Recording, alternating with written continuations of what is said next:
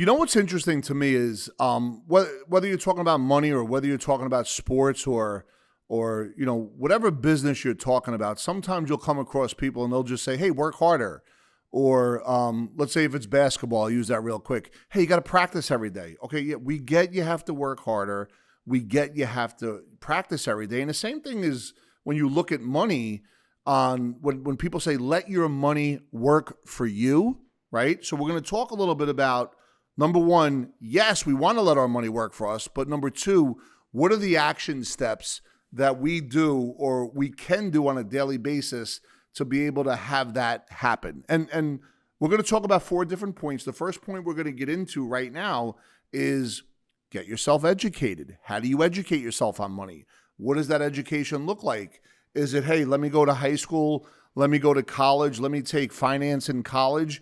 Is that going to give me the education on money? Well, I believe for like maybe the top 1%, 1%, that may be the case.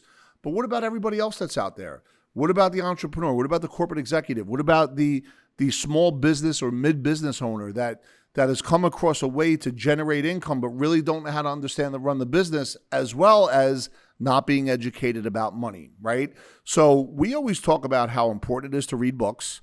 What kind of books are you reading based on what kind of education you're looking for? Remember, when we talk about money and then when we talk about investing, 2 separate things.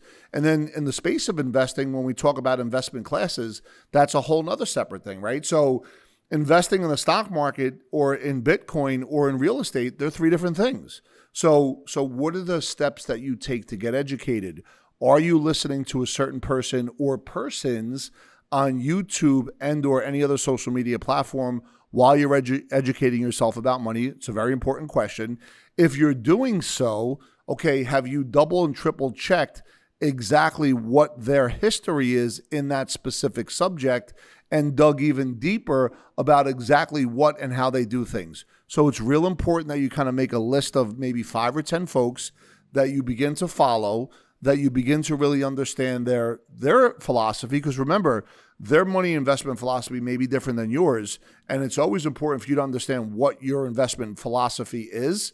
And once you begin to understand all that, once you really begin to understand exactly what your financial world can look like as you break through the ceiling of complexity, whether it was handed down generationally or whether it's in the area that you're from, and you begin to get outside of that thinking through this proper education, the next thing you need to decide, and this is something that you want to always increase, is how do you pay yourself first? When Tony Robbins talks about business as a spiritual game, what's important is, and number 2 is, really how to pay yourself first, is understand the spirituality of saving money on a monthly basis, right? So whether it's myself or whether it's Chris Crone, Sean Callaghy, other thought leaders that are out there, there's a rule of thumb, even if you went to the College of Financial Planning, they're going to say approximately save 20% of your income. But listen, I get it. Some of you folks out there might not be able to do that right now. So it's either save nothing or save something. Let's now save something. And let's say if it is 5 or 10%, and as we're saving that money and as we're putting that into its proper place and begin to earn more money because we're working harder, we're being more responsible, we're cutting out maybe going from 10 out dinners a week to 5 out dinners a month, which is going to save you money. Same thing when it comes to the level of food that you purchase. Are you saving money there? So now all of a sudden you can go from saving 5 to 10%, right? Now, once you start saving the money, the next question is, where are you going to invest your money? How are you going to invest your money? What does your investment strategies look like? What does it look like when it comes to the overall planning process? So number 3 is really learn where to invest your money. And by the way, folks, you're going to get a lot of opinions out there. I mean, it's going to come on either whatever's trending the most right now. So if we went back to November, everyone in the world would tell you to buy Bitcoin. If we go to today, they might not have the same conversation, but people may now talk about annuities because inflation's getting, it's at a 40-year high.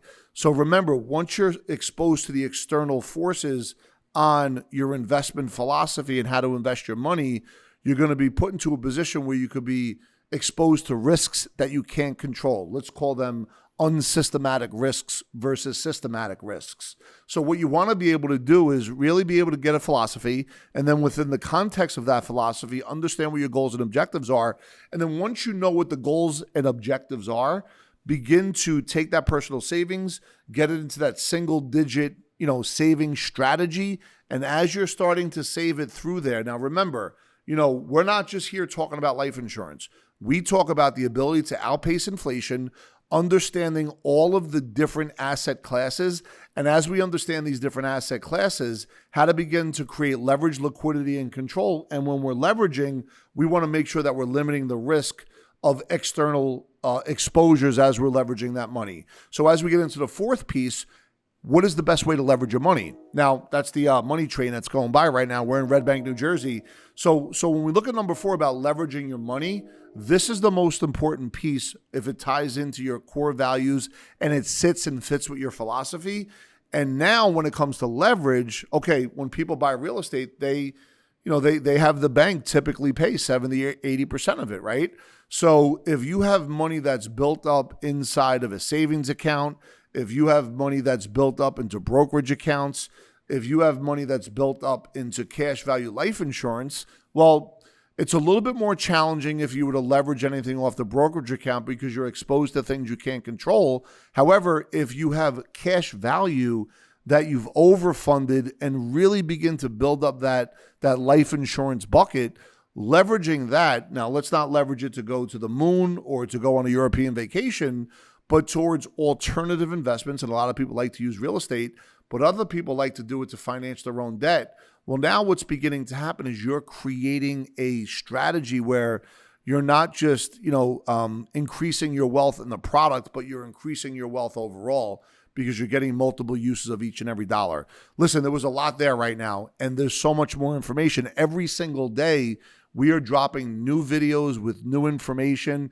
We love to be able to share that with you and take the conversation a little bit deeper that is specific to exactly where you are. Because listen, you could be male or female. You could be 20, 30, 40, 50, or 60. You could be married or not married or twice divorced, whatever the case may be. Everybody's situation is different. So go ahead and click the link below. Hit that subscribe button. If you have any comments, please add comments. If there's any questions or you want to see more videos, please put that in there. But in the meantime, by clicking that link and being able to subscribe, we'll also have a team member reach back out to you if you have any specific questions to really take you through the success process and create a strategy and a plan that sits and fits with exactly what you're looking to accomplish. Thank you so much for listening. We really appreciate it. We're here to serve and contribute.